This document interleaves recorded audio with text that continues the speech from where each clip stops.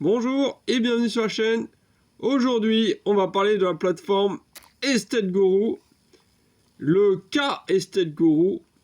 Alors, là, comme j'étais dans la continuité là avec October, la précédente vidéo, j'ai dit, allez, c'est le moment, tant que je suis chaud, j'y vais. Parler des plateformes qui font mal là, parce que voilà, après j'aurai plus la motivation. Donc, Estate Guru, plateforme sur laquelle ça se passait plutôt bien, hein, jusqu'à il n'y a pas si longtemps que ça. J'avais quelques retards par-ci par-là. J'avais eu un projet en défaut, mais qui avait été remboursé hein, au bout de pas si longtemps que ça, et intégralement en plus. Donc, j'étais pas si mécontent que ça, bien que les performances ne sont pas non plus fantastiques. Mais, depuis un certain moment, maintenant ça fait quelques mois, hein, je crois que ça dure. Voilà, il y a des prêts qui s'accumulent en défaut, là, comme ça. Donc voilà, on va faire le point rapidement. Donc sur 62 prêts en tout sur lesquels j'ai investi, 42 sont à jour, 3 ont plus de 60 jours de retard et 17 sont en défaut. Donc on pourrait dire 20 sont en défaut, hein, puisque ces 3-là, hein, on se voile pas la face, ils vont partir en défaut. Donc ce qui fait, grosso modo, 20 prêts en défaut pour 62 prêts en tout. Soit on peut dire un tiers des prêts sont en défaut.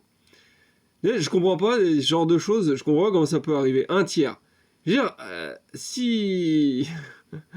Normalement, quand on traite avec une plateforme comme ça, elle est censée faire un tri, quoi. Quand elle nous propose des projets, je suppose, hein, ça passe pas directement voilà, de l'emprunteur à nous, quoi, hein. On n'a pas le projet directement devant les yeux, c'est pas l'emprunteur qui nous présente le projet, quoi. Il passe par les mains d'Estate Guru, par des gens qui viennent, voilà, qui traitent les projets, puis ensuite, selon les cas, ils les mettent en ligne si ça vaut le coup ou non, hein. Je suppose c'est comme ça que ça marche.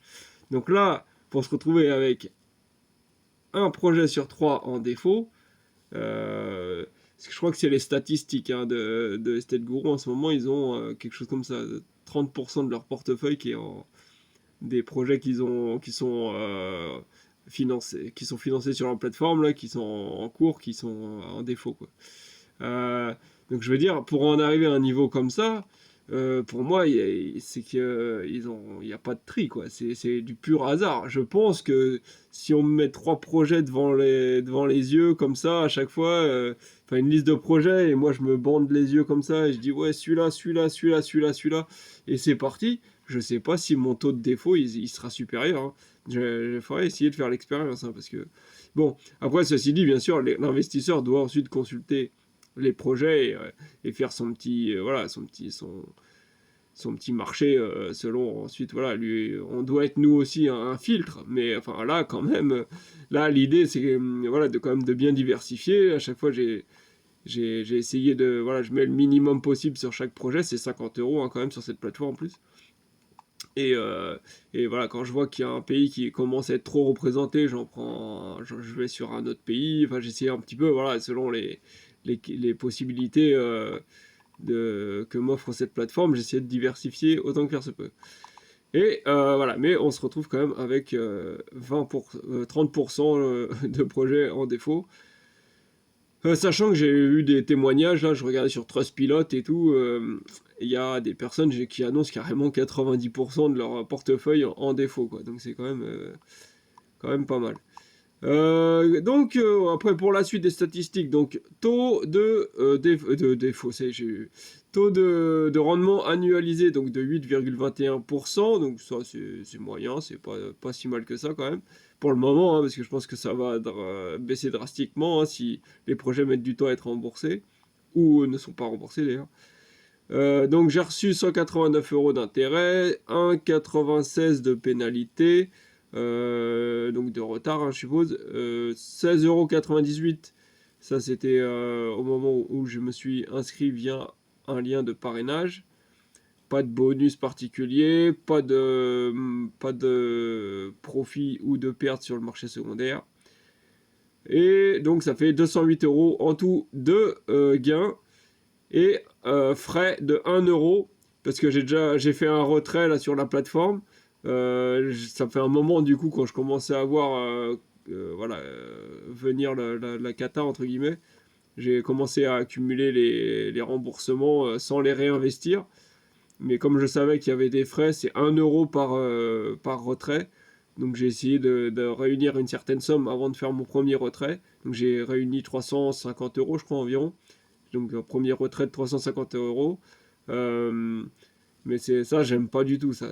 Enfin, je veux dire, surtout quand on se permet d'être médiocre comme ça dans la proposition de projet, là, voilà, d'avoir ce genre de statistiques.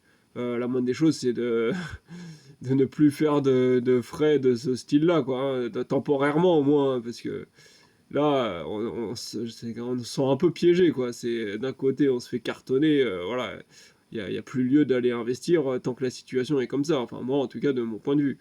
Mais eux, ils nous attendent à la sortie, hop là, 1 €. Et puis bon, vu la galère, forcément les remboursements ils sont de plus en plus compliqués, de plus en plus, ils prennent de plus en plus de temps voilà, les sommes mettent plus de temps à atteindre un certain niveau. Donc du coup, je suis obligé de laisser comme ça dormir de l'argent pendant des mois et des mois pour réunir juste quelques centaines d'euros, pour ensuite encore être taxé. Donc imaginons, on va dire, j'ai envie de vider mon compte intégralement, 300 € par 300 € comme ça, donc il reste 3 000 €, ça veut dire qu'il faudra le faire encore 10 fois, donc c'est-à-dire que ça me coûtera 10 € comme ça pour pouvoir récupérer mon argent. Sans savoir si j'aurais fait le moindre bénéfice, c'est quand même bof. Bref, trêve de blabla. Voilà, donc j'ai 3 049 € en tout sur la plateforme, en tout, y compris la somme pour l'instant, que je laisse de côté, que je vais retirer une fois que ça aura atteint un certain niveau, encore une fois. Donc j'ai 3 037 € d'investis, et puis voilà.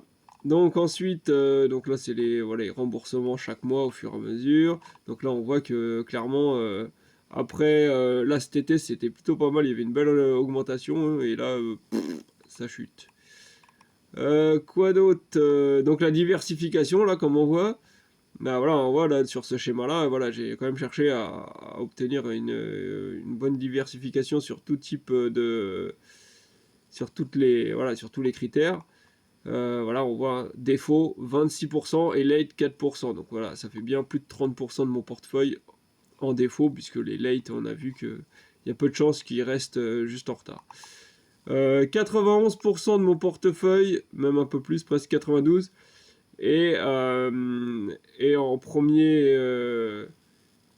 en rang 1 au niveau des remboursements, hein. Donc du coup, ça par contre, c'est première hypothèque, quoi, hein. Si jamais il y a vente du bien immobilier, je serai parmi les premiers remboursés dans 91% de mes projets. Donc ça, c'est la bonne nouvelle. Qu'est-ce qu'on a d'autre? Donc les taux d'intérêt moyens, bon ça, c'est pas très intéressant à l'heure actuelle. La répartition par pays, donc on voit que c'est quand même l'Allemagne où je suis le plus investi, et c'est beaucoup de projets allemands qui sont en train de faire défaut en ce moment, donc voilà. Faut dire que ils nous ont bombardé de projets en Allemagne aussi, donc ça c'est comme à l'époque sur Pierre Berry, les projets russes et ukrainiens, enfin les prêts, il y en avait une pelletée, il y avait que ça à chaque fois, donc c'était un peu dur de ne pas avoir un pourcentage important, quoi. Mais vient ensuite l'Estonie, 20%, donc là pratiquement ex aequo, Lituanie, 18%, Latvia, 16%, Finlande, 11%. Enfin voilà, j'ai essayé un peu de répartir sur tous les projets qu'ils proposaient dans les différents pays. Donc voilà, différents types de projets, développement, bridge, business loan. Donc le maximum, c'est quand même dans le développement que j'ai investi. Voilà, à ce niveau-là, c'est tout ce qu'il y a à dire. Ensuite, on va dans Portfolio Overview, voir un peu ce que ça donne. Ça rame. Voilà, donc là, on retrouve le nombre de projets. Voilà, alors ici, on a mes prêts, mon portefeuille de prêts. Donc là, c'est classé pour réunir tous ceux qui sont en défaut. Donc là, voilà, ils sont tous là. Alors déjà, là, on se rend compte qu'il c'est un peu galère sur cette plateforme-là. C'est quand il y a des problèmes qu'on se rend compte de ce qui ne va pas sur la plateforme. il n'y a aucun moyen de savoir les montants qui sont en défaut, quoi. Depuis tout à l'heure, là, je suis en train de voir, là, je vois qu'il y a 17 projets qui sont en défaut. Il y a, voilà, et là, on voit toute une liste de projets en défaut, mais il n'y a jamais, nulle part, un montant. On ne sait pas, et là, au premier regard, comme ça, il y a impossible de savoir quelle est la somme totale qui est en défaut, qui est bloquée. Rien du tout. Et je suis obligé de cliquer sur chaque projet un par un, comme ça, pour obtenir, le montant. Donc c'est vraiment pas pratique. Voilà, une fois qu'on clique là, on voit 51 euros, que c'est un projet en Allemagne. Donc voilà, 155 jours de retard. Ok. Et on continue comme ça. Là, voilà, et à chaque fois, il faut cliquer. Il faudrait que j'additionne tous les montants que je vois après, au fur et à mesure. Voilà, là encore 50 euros. Voilà, on voit que 0 euros m'ont été repayés, donc c'est vraiment des projets qui étaient défauts de A à Z, quoi. C'est un foutage de gueule général, quoi. Ah si, earning, si, j'avais quand même reçu quelques intérêts un petit peu. Et ici, 0 euros de repayés. Et quelques intérêts également. Ok, ok. Donc voilà, hein, c'est des projets qui datent depuis un bon moment en plus, hein, on voit hein, en mars 2022, donc là ça fait bientôt un an quoi, hein, c'est parmi les premiers projets que j'ai investi. Hein. D'ailleurs on voit référal bonus, donc en fait puisque le Estate Guru propose avec le lien de parrainage voilà, d'avoir un petit complément sur chaque projet sur lequel on investit sur une certaine durée. Enfin voilà. Donc là, ça me permettait d'obtenir un petit bonus. Donc on voit qu'il est là. Donc c'est-à-dire que c'est vraiment les premiers projets que j'ai investis durant les premiers mois de mai après l'inscription sur cette plateforme. Donc voilà, hein, c'est bien nul. Donc on voit que c'est le deuxième, c'était même pas l'Allemagne, hein, c'est la Lituanie. Donc en plus, il y a des défauts quand même sur plusieurs pays. Franchement, pourtant c'est une plateforme qui, ça fait, voilà, hein, elle est pas nouvelle, hein, ça fait un moment qu'elle existe, elle est réputée et tout. Non, là on voit encore une fois Lituanie. Donc comment ils ont fait ça, quoi, sérieusement. Il y avait que ils ont laissé les stagiaires en autonomie, c'est pas possible. Hein. Sérieusement, il y a des trucs comme ça, moi, j'y arrive pas, quoi. Franchement, ils font honte au, ils font honte au crowdfunding. Comment c'est possible? Donc là, sérieusement, c'est clair que, à mon avis, même si tout va bien ensuite, que tout est remboursé, voilà, qu'il n'y a pas de perte et tout, de toute façon, je remettrai pas la somme que j'avais investie sur cette plateforme. Je reviendrai à un montant plus, je sais pas moi, autour des 1000 euros, je sais pas, là. Quand je vois ça, moi, ça vaut pas mieux que Monster, hein, par exemple. Monster, j'ai 300-400 euros dessus, hein, donc là, si c'est pour gérer de cette manière-là, pareil, hein, ça vaut pas plus de 300-400 euros d'investissement, hein, sinon c'est la galère. Bon, voilà, donc on voit différents projets. Voilà, a priori, c'est principalement l'Allemagne et la Lituanie qui galèrent. Je vais pas tous les faire. Hein, et donc, à chaque fois, on voit 50 euros d'investi dessus, 50 euros. Donc, voilà, là, même un peu plus, 66. Donc, si on fait le total, hein, sur 17 prêts, bientôt 20 projets, 20 projets en défaut avec 50 euros environ en moyenne sur chacun. Voilà, je dois être à 800 euros un bon 800-900 euros en défaut pour le moment. Voilà, bon, bah, super, hein, c'est Estate Guru là, cassure grave.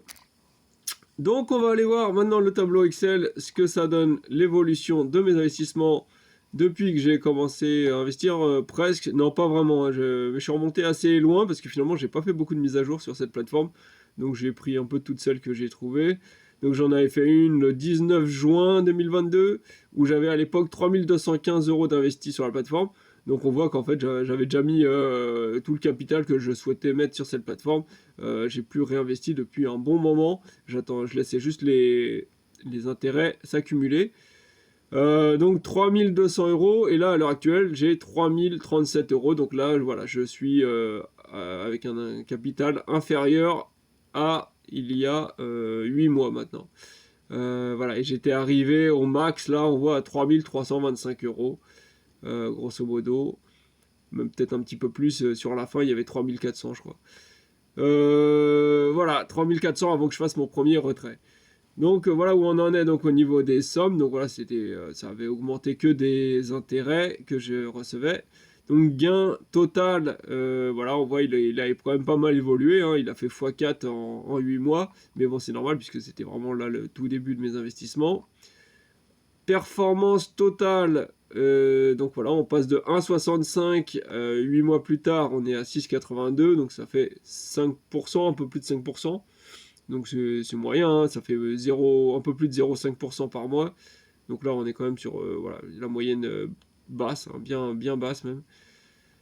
Gain par période, donc là, ça dépend hein, de la durée à chaque fois entre deux mises à jour. Donc là, un coup, il y a eu 26, là, il y a eu 84. Mais bon, il y a eu pas mal de mois, hein, il y a eu 4 mois entre les deux. Et là, en 3 mois à peu près, j'ai fait 40 euros. Donc voilà, c'est vraiment moyen. Voilà, performance par période, donc là c'est pareil, selon la durée des périodes. 0,81, 2,54, 1,42, mais à chaque fois, vu la durée entre deux périodes, bon, ça fait des performances qui sont assez moyennes. Et donc, projet en défaut, moi j'ai pas mis celui que j'avais eu en défaut, je sais plus c'était à quelle période que je l'avais, mais bon, là, vu qu'il était remboursé, c'était pas bien grave. Et là, à partir de là, de cette mise à jour-là, j'ai 17 projets en défaut, donc qui passera certainement à 20 projets à la prochaine mise à jour. Et après, à voir en combien de temps ils vont rembourser tout ça. Alors, on a reçu un mail hein, qui nous dit qu'ils sont en train de s'occuper de ça, qu'ils ont conscience que bref. Vous feriez mieux de prendre conscience quand vous avez les projets sous les yeux avant de les valider, plutôt qu'une fois que c'est la cata comme ça, hein, quand même. Enfin voilà, je suis super content des performances d'Estelle Guru. Yeah. Et puis voilà, si vous avez des questions en commentaire, n'hésitez pas. Sinon, je vous dis à la prochaine. Ciao. Voilà,